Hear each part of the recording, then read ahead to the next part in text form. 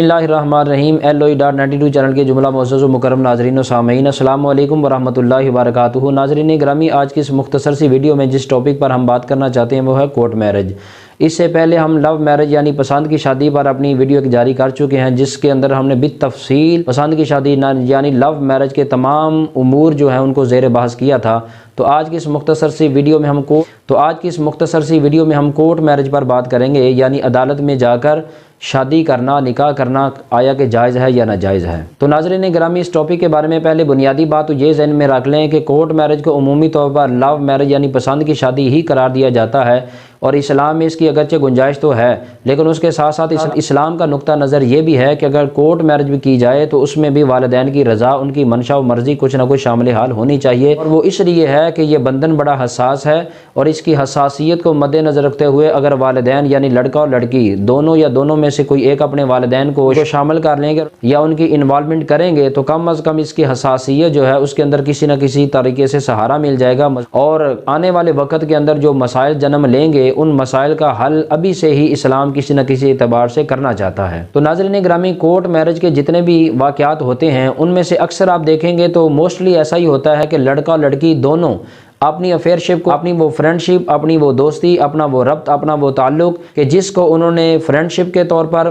दोस्ती के तौर पर या मोहब्बत के नाम पर आगाज़ किया था, फिर वो आगे बढ़ते बढ़ते बिलाखिर वो फ़ैसला कर लेते हैं, और उसके लिए फिर वो इंतखाब कर लेते हैं अदालतों का, कोर्ट का, जबकि अपने वालिदैन की रज़ा, उनकी मंशा व मर्ज़ी और उनकी इजाज़त लेना वो ज़रूरी नहीं समझते। और माशरे के अंदर अमूमी तौर पर जब ऐसा होता है कि लड़का और लड़की अपनी मर्ज़ी के मुताबिक वालिदैन की मंशा व मर्ज़ी के बगैर, उनकी इजाज़त के बगैर जब कोर्ट मैरिज कर लेते हैं, अदालत में जाकर इजाब कबूल करवा लेते हैं, शादी कर लेते हैं, तो अमूमी तौर पर फिर होता ऐसा है कि वो लोगों की इज़्ज़त और गैरत का मामला बन जाता है, और वालिदैन की नज़र के अंदर बिलखसूस लड़की वालों के लिए उनकी इज़्ज़त पर, उनकी गैरत पर एक बदनुमा दाग होता है। फिर वो उस दाग को मिटाने की कोशिश करते हैं, उसको धोने की कोशिश करते हैं और उस धब्बे को ख़त्म करने की कोशिश करते हैं। तो अमूमी तौर पर ऐसा होता है कि फिर कत्ल व गारत, फसादात, लड़ाइयाँ, झगड़े होते हैं, और ख़ानदानों के अंदर तो फिर वो ख़ानदानी दुश्मनी का रूप जो है वो धार लेती हैं। अगर कोर्ट मैरिज करना भी हो तो कम अज़ कम वालिदैन को इस कदर इत्तला ज़रूर होनी चाहिए, या कम अज़ कम उनकी इसके अंदर कुछ ना कुछ रज़ा शामिल हाल ज़रूर होनी चाहिए,